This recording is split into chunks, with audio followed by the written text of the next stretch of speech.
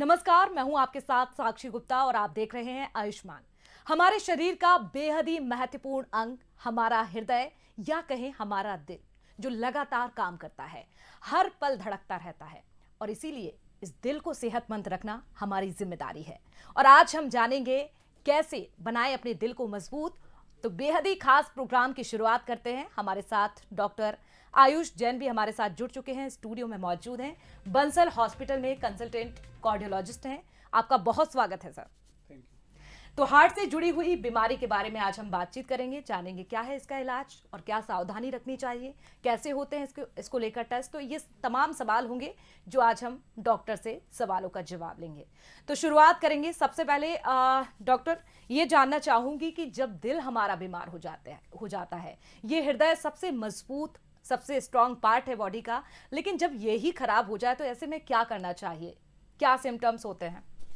देखिए, हार्ट के सिम्टम्स कई तरीके के होते हैं। मोस्ट कॉमनली चेस्ट पेन के साथ प्रेजेंट करते हैं जी। मतलब छाती में दर्द होना, सीने में भारीपन, और कॉमनली ये चलने पे होता है। तो यदि किसी को चलने पे सीने में दर्द, भारीपन, जकड़न, साथ में पसीना या फिर चलने में सांस की बीमारी जिसको डिस्निया कहते हैं, जी। तो ये यदि सिम्टम्स हो रहे हैं तो इन्हें कार्डियोलॉजिस्ट से मिलना चाहिए और हार्ट की जांचें करवानी चाहिए। और कुछ केसेस में पेशेंट्स बेहोशी के साथ या फिर चक्कर आना, इस तरीके के भी सिम्टम्स होते हैं, तो उस केसेस में भी कार्डियोलॉजिस्ट की सलाह लेनी चाहिए। सर, यहाँ पे आपने पेन की बात करी, ये कैसे पता चलता है? क्योंकि ये भी अलग अलग तरीके से होता है, चाहे गैस्ट्रिक प्रॉब्लम की बात की जाए या फिर अटैक को लेकर भी, उस समय भी हमारे हार्ट में पेन होता है, उसको कैसे समझा जाता है, कैसे पता चलता है? ये अलग अलग सिम्टम्स होते हैं, कैसे पहचान इसकी की जाती है? देखिए, कई बार पेशेंट्स इग्नोर करते हैं और उसको गैस्ट्रिक का मान के या फिर मतलब कुछ इनडाइजेशन या फिर अपच जैसी समस्या मान के उसको इग्नोर कर देते हैं। बट हार्ट का जो पेन टिपिकल होता है पूरी छाती में, जैसे यदि जकड़न हो, मरीज इस तरीके से बताए, ना कि कोई पिन पॉइंट पेन जो होता है वो टिपिकली नॉन कार्डियक होता है। मोस्ट ऑफ द टाइम वो एक ही लोकेशन, एक ही जगह पे होता है। और जो कार्डियक पेन होता है वो पूरी छाती में होता है, या फिर कई बार कुछ मरीज ऐसे मुट्ठी पकड़ के ऐसे बताते हैं कि इस तरीके से भारीपन लग रहा है उनको छाती में और पसीने के साथ आता है। ये टिपिकल कार्डियक पेन कहलाता है और ख़ासकर ये चलने पे बढ़ता है।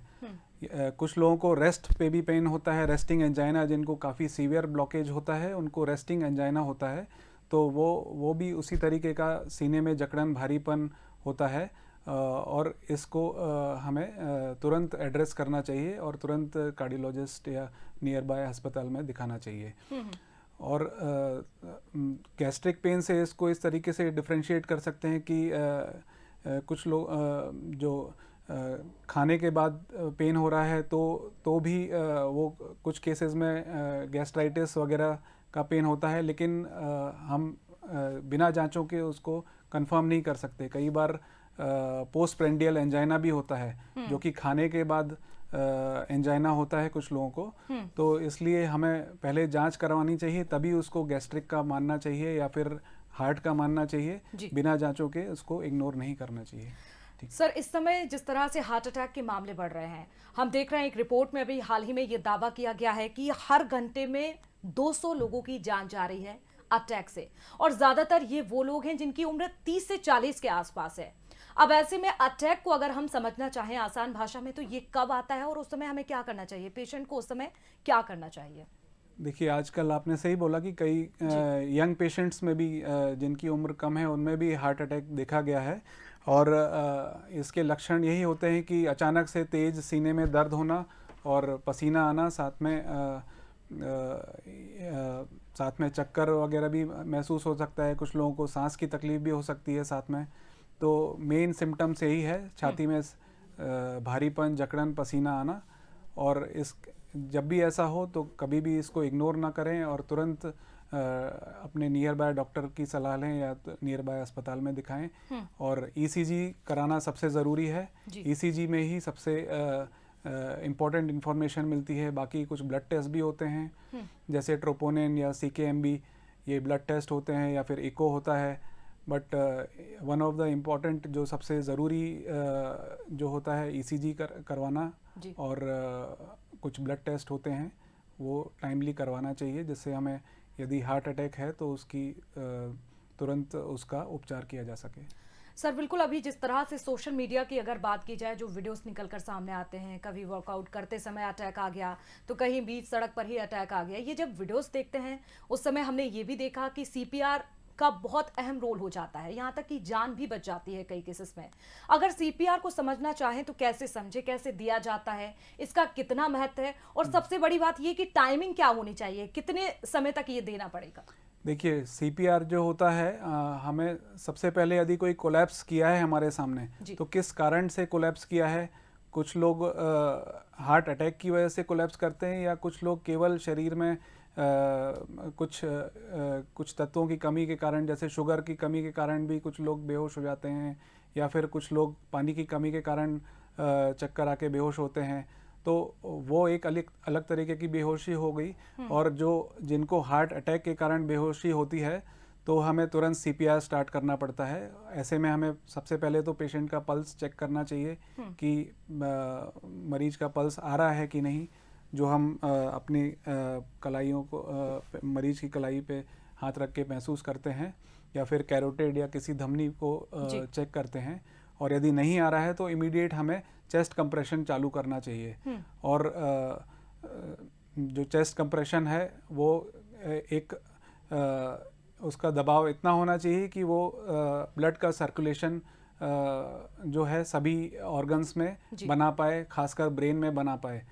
तो उसके लिए भी CPR के गाइडलाइंस रहते हैं और उसकी स्पेसिफिक ट्रेनिंग होती है, जिसके तहत यदि आम आदमी भी इसको सीख सकता है तो 1 मिनट में कुछ 30 कम से कम CPR की साइकिल्स होनी चाहिए, और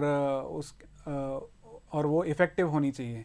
तो इसकी यदि कॉमन मैन यदि इस चीज़ की समझ ले, काफ़ी वीडियोस भी अवेलेबल हैं YouTube वगैरह पे, तो यदि मतलब CPR देके सर समझा जा सकता है कि पेशेंट को हम बचा सकते हैं। कैसे बचा सकते हैं टाइमली। और इसकी ड्यूरेशन तो जब तक पेशेंट का पल्स ना आ पाए और जब तक खुद का पेशेंट की धड़कन और पल्स ना आ पाए तब तक ये कंटिन्यू रखना पड़ता है।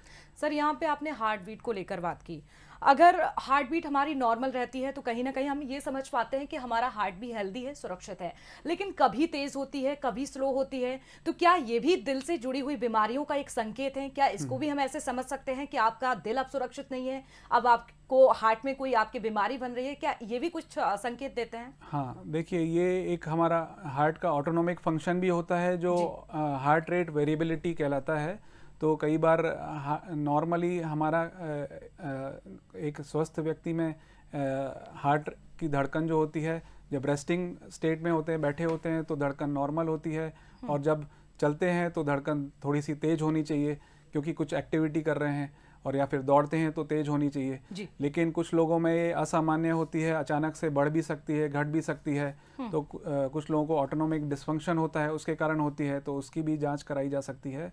कुछ लोगों को धड़कन की अलग तरीके की बीमारी होती है जो हार्ट के सर्किट से रिलेटेड होती है, जो कंडक्शन सिस्टम होता है हमारे धड़कन का, उसमें PSVT और एट्रियल फिब्रिलेशन या फिर वेंट्रिकुलर टैकीकार्डिया, ये सब बीमारियां होती हैं जो हार्ट के कंडक्शन सिस्टम से रिलेटेड होती हैं। तो या फिर कई बार धड़कन कम भी हो जाती है, जो हार्ट ब्लॉक कहलाता है, कंप्लीट हार्ट ब्लॉक। तो उसके लिए भी हमें यदि ऐसे ही पाया जाता है जांचों में तो उसके लिए सलाह लेनी चाहिए। सर, क्या हार्ट का साइज भी अलग अलग होता है? जैसे अभी अलग अलग लोगों को लेकर आप बात कर रहे थे, अगर हम ओबेसिटी की बात की जाए तो क्या ऐसे लोगों में ये समस्या ज्यादा हो जाती है? क्योंकि जब हमारा जो हार्ट है ज्यादा काम करता है तो निश्चित तौर पर थकेगा। ऐसे में क्या इन लोगों को ज्यादा ध्यान रखने की जरूरत है? तो देखिए, हार्ट का साइज वेरी करता है पर्सन टू पर्सन, बट एक नॉर्मल रेंज जो होती है उसमें यदि रहता है तो ठीक रहता है। खासकर नॉर्मल व्यक्ति में जो है हार्ट की वॉल्स भी ज़्यादा थिक नहीं होती हैं, लेकिन ब्लड प्रेशर जिनका ज़्यादा है या फिर कोई ओबीज व्यक्ति है जो वज़न ज़्यादा है तो उनकी हार्ट की वॉल्स थिक हो जाती हैं और फिर उनमें आगे चल के एक बीमारी होती है जो डायस्टोलिक डिसफंक्शन कहलाती है। तो ये डेवलप हो सकती है जिससे हार्ट की रिलैक्सेशन में एबनॉर्मलिटी आ जाती है, भले ही कॉन्ट्रैक्शन की एबनॉर्मलिटी ना हो। और लॉन्ग टर्म में यदि ये बीमारी जो है ब्लड प्रेशर या फिर जो भी ओबेसिटी या फिर कुछ शुगर या जिस तरीके की भी बीमारी मरीज को है वो कंट्रोल ना की जाए तो लंबे समय में वो हार्ट को अफेक्ट कर सकती है और उसका पंपिंग कम कर सकती है। डॉक्टर आयुष, अगर ये समझना चाहें बीपी पेशेंट को लेकर अगर हम बात करें, बीपी किसी का हाई होता है, किसी का लो होता है, अब ऐसे में क्या इससे भी हार्ट से रिलेटेड कोई बीमारी हो सकती है और बीपी को लेकर आप क्या एडवाइस देंगे? देखिए, सामान्य व्यक्ति का बीपी 140/80 के अराउंड, उससे नीचे ही रहना चाहिए। 120/90 एक सही टारगेट है, 120/80 एक सही टारगेट है जो रहना चाहिए। बीपी जो है यदि ज़्यादा रहता है तो उसके कारण हार्ट की वॉल्स थिक हो जाती हैं और जैसा कि मैंने अभी बताया था कि उसको रिलैक्सेशन एबनॉर्मलिटी होने लगती है। हार्ट जो है रिलैक्स नहीं कर पाता है प्रॉपरली और उसमें ब्लड का फ्लो जो कलेक्ट होना चाहिए वो नहीं हो पाता है और इसी कारण जब रिलैक्स नहीं होगा तो पंपिंग कैपेसिटी भी कम होगी लॉन्ग टर्म में और हार्ट पे स्ट्रेन पड़ता जाएगा और जो कि लॉन्ग टर्म में हार्ट में फाइब्रोसिस, स्कारिंग ये सब करवा सकता है। और कुछ केसेस में ब्लड प्रेशर ज़्यादा होने के कारण एथेरोस्क्लेरोसिस जो होता है, कोलेस्ट्रॉल के जमा होने की संभावना भी बढ़ सकती है। और दूसरी बीमारियां जो हार्ट से संबंधित होती हैं जैसे कि एट्रियल फिब्रिलेशन होता है जो कि अनियमित धड़कन करवाता है, वो होने के चांसेस भी बढ़ जाते हैं यदि ब्लड प्रेशर कंट्रोल नहीं रहे तो। सर, यहाँ पे आपने कोलेस्ट्रॉल की बात की, अगर ये बहुत ज़्यादा जमा हो जाता है तो ऐसे में क्या करना चाहिए? क्या इससे पहले कोई सिम्टम्स हमारी बॉडी में समझ में आते हैं? हम कैसे इसको समझें? हमारे दिल पर कितना असर ये पड़ सकता है? और अगर ऐसा कुछ हो रहा है हमारी बॉडी में, इसके कुछ सिम्टम्स अगर हमें नजर आ रहे हैं तो उसके बाद क्या करना चाहिए? क्या इसका भी कोई ट्रीटमेंट है? हमें डॉक्टर के पास कब जाना? देखिए, ऐसा है कि जो भी शुगर के मरीज हैं उनका तो कोलेस्ट्रॉल चेक होना ही चाहिए जी। और यूजुअली जो है 40+ एज में हमें अपना कोलेस्ट्रॉल हमेशा एटलीस्ट ईयरली चेक करवाना चाहिए क्योंकि विथ एज जो है कोलेस्ट्रॉल जो है धमनियों में डिपॉजिट होने लगता है और वो यदि हमारा पहले से ही ब्लड कोलेस्ट्रॉल लेवल हाई है तो उसके जमा होने के चांसेस बढ़ जाते हैं। और यदि हम देखें कि हम बाय अपीयरेंस कैसे पहचान सकते हैं तो कुछ लोगों में जैसे कोलेस्ट्रॉल डिपॉजिट होने पे स्किन में ज़ैंथेलिज्मा या ज़ैंथोमा जो होता है वो बीमारी हो जाती है या फिर एक्एंथोसिस हो जाता है जो स्किन डिस्कलरेशन होता है। तो उससे हम ये पहचान सकते हैं कि मरीज को कोलेस्ट्रॉल शायद जमा हो सकता है, लेकिन ये एक फिजिशियन ही इसको पहचान सकता है। शायद कॉमन मैन इतना उसको ऑब्जर्व ना कर पाए, तो इसलिए हमें फिजिशियन की सलाह लेनी चाहिए इन सब बीमारियों को पता करने के लिए।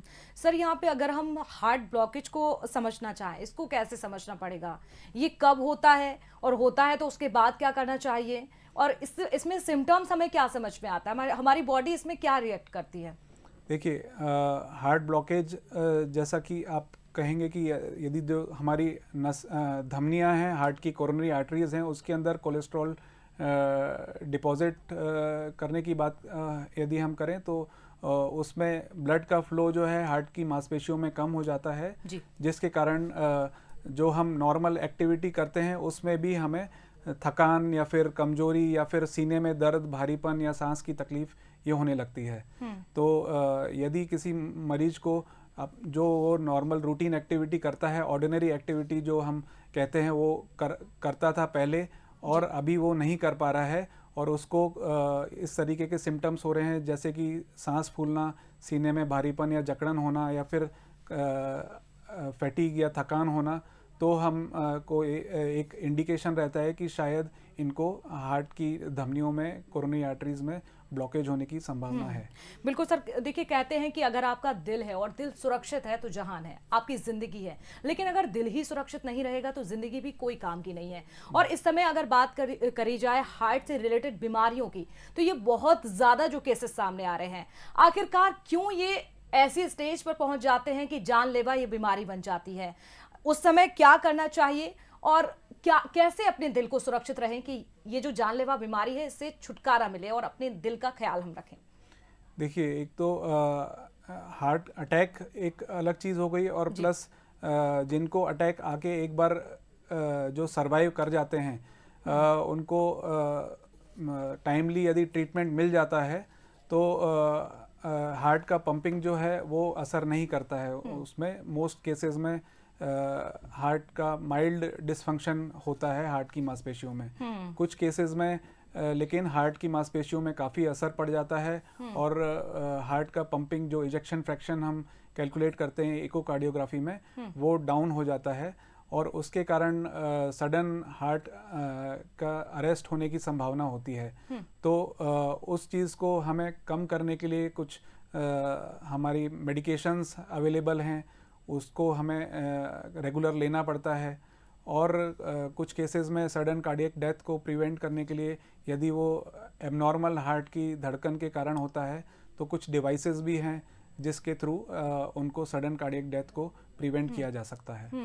डॉक्टर आयुष, देखिए जिस तरह की आज हम लाइफस्टाइल लोगों का देख रहे हैं, बिजी रूटीन है, स्ट्रेस बहुत ज़्यादा है, नींद आने की समस्या है, खान पान भी ठीक नहीं है और कहीं ना कहीं यही कारण होते हैं कि यहाँ से बीमारियाँ होना स्टार्ट हो जाती हैं। अब ऐसे में रूटीन क्या होना चाहिए? अगर हार्ट कोई पेशेंट है तो क्या रूटीन होना चाहिए? क्या उसे अपनी डाइट में शामिल करना चाहिए, क्या नहीं करना चाहिए?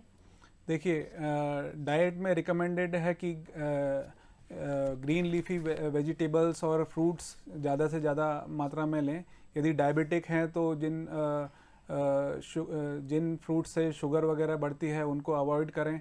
और जो कार्बोहाइड्रेट्स और फैट्स हैं ये मरीज के सबसे ज़्यादा हानिकारक कहलाते हैं, तो इनको अवॉइड करना चाहिए। कार्बोहाइड्रेट्स और फैट्स जितना जमा होगा शरीर में ओबेसिटी बढ़ती है, वेट गेन होता है और शुगर और ब्लड प्रेशर को कंट्रोल होने में काफ़ी दिक्कत आती है। बावजूद इसके कि मरीज़ दवाई ले रहा हो तो भी कई बार ये कंट्रोल नहीं हो पाता है। तो हेल्दी लाइफस्टाइल बहुत ज़रूरी है, समय पे उठना, समय पे सोना और एक एडिक्वेट रेस्ट और नींद की भी बहुत ज़रूरत रहती है। आजकल की लाइफस्टाइल में जो यंग पेशेंट्स में हार्ट अटैक देखे गए हैं कई बार स्ट्रेसफुल लाइफस्टाइल के कारण भी होता है ये। और तो ये सब भी हमें ध्यान रखना चाहिए। एटलीस्ट 7 to 8 आवर्स का स्लीप रिकमेंडेड है। और स्मोकिंग और जो हमारे अल्कोहल जो है ये टोटली अवॉइड करने चाहिए जिससे कि हार्ट की हेल्थ पे नुकसान पड़ता है। डॉक्टर, ये समझना चाहूंगी आप हमारे दर्शकों को इसके बारे में भी समझा सके, ईपी स्टडी और आरएफए ये क्या है? ईपीएस क्या होता है, ये कैसे इसे आसान भाषा में समझें? देखिए, ईपी स्टडी एक तरीके की जांच है जो कि हार्ट की धड़कन जिसकी अनियमित हो या फिर बहुत तेज हो उनके लिए ये एक जांच होती है। इलेक्ट्रोफिजियोलॉजिकल स्टडी कहते हैं इसको। तो इसमें ये एक तरीके का इन्वेजिव प्रोसीजर है जिसमें हार्ट के अंदर कैथेटर्स डाल के हम हार्ट के इलेक्ट्रिकल सिग्नल्स को असेस करते हैं। उसमें कुछ एबनॉर्मलिटी यदि पाई जाती है तो फिर हम उसमें कुछ केसेस में ये ट्रीट किया जा सकता है, जो कि थेरेपी का नाम होता है RF therapy, radio frequency ablation therapy. तो उसके द्वारा जो भी एबनॉर्मलिटी पाई जाती है उसको ठीक किया जा सकता है। ये उपचार उन लोगों के लिए होता है जिनको पीएसवीटी या एट्रियल फिब्रिलेशन या वेंट्रिकुलर टैकीकार्डिया ऐसी बीमारियों से ग्रसित हैं। सर, एक आखिरी सवाल, क्या दिल की ये बीमारी जो है क्या ये जेनेटिक हो सकती है? और जाते जाते आप दर्शकों को एक मैसेज भी दीजिए और कुछ उन्हें ऐसे टिप्स बताइए ताकि वो भी अपने दिल को, अपने हार्ट को सुरक्षित रख सकें। जेनेटिक बीमारियां काफ़ी कॉमन हैं, ऐसा नहीं है कि नहीं है। तो सबसे वन ऑफ द इम्पॉर्टेंट है हेरिडिटरी जो कोलेस्ट्रॉल की बीमारी होती है, हाइपर कोलेस्ट्रोलेमिया। वो यदि हमारे फैमिली में पाई जाती यदि किसी को यंग एज में कोलेस्ट्रॉल ज़्यादा है, यदि बिना किसी बीमारी के यदि कोलेस्ट्रॉल किसी का 190 के ऊपर डिटेक्ट हुआ है जी। तो इनको आगे चलकर हार्ट की बीमारियां होने का, ब्लॉकेजेस होने का और हार्ट अटैक होने की संभावना काफ़ी रहती है। तो इस केसेस में हमको एज अ प्रिवेंटिव मेजर हमको कोलेस्ट्रॉल की दवाइयाँ लेनी पड़ती हैं और फिर हार्ट की समय समय पे जांच करवानी पड़ती हैं। कुछ केसेस में हेरिडिटरी कार्डियोमायोपैथी भी होती हैं जो कि हार्ट को वीक कर सकती हैं। सो उसका भी हमें ख्याल रखना पड़ता है। जेनेटिक डिसऑर्डर होते हैं जिसके कुछ जेनेटिक टेस्ट भी अवेलेबल हैं, वो करवाए जा सकते हैं ताकि मरीज के दूसरे फैमिली मेंबर्स में ये डिटेक्ट किया जा सके। बिल्कुल, यानी कि आपको तुरंत अगर ऐसा लगता है कि हार्ट से रिलेटेड कोई बीमारी हो रही है, कुछ सिम्टम्स नजर आ रहे हैं जो कि आपने बताए, तो डॉक्टर की सलाह आपको तुरंत लेना चाहिए, खुद से इलाज आपको नहीं करना है। बहुत शुक्रिया सर आने के लिए, जुड़ने के लिए और दर्शकों को पूरी जानकारी देने के लिए। तो ये थे डॉक्टर आयुष जिन्होंने बताया है कि आपको अपने दिल को कैसे सुरक्षित रखना है। अगर आपको किसी भी तरह की हार्ट से जुड़ी हुई बीमारियां हो रही हैं, इसको कैसे आपको पता करना है, इसके सिम्टम्स क्या होते हैं और अगर ये बीमारियां आपको हो रही हैं तो इसके लिए इलाज कैसे करवाना है, ये तमाम सवालों के जवाब हमने जाने हैं डॉक्टर आयुष से। बहुत शुक्रिया जुड़ने के लिए। तो आयुष्मान में आज का हमारा विषय था हार्ट से जुड़ी हुई बीमारियों का, और ऐसे ही तमाम नए विषयों पर हम चर्चा करते रहेंगे। फिलहाल हमें दीजिए इजाजत, देखते रहिए आप बंसल न्यूज़। नमस्कार।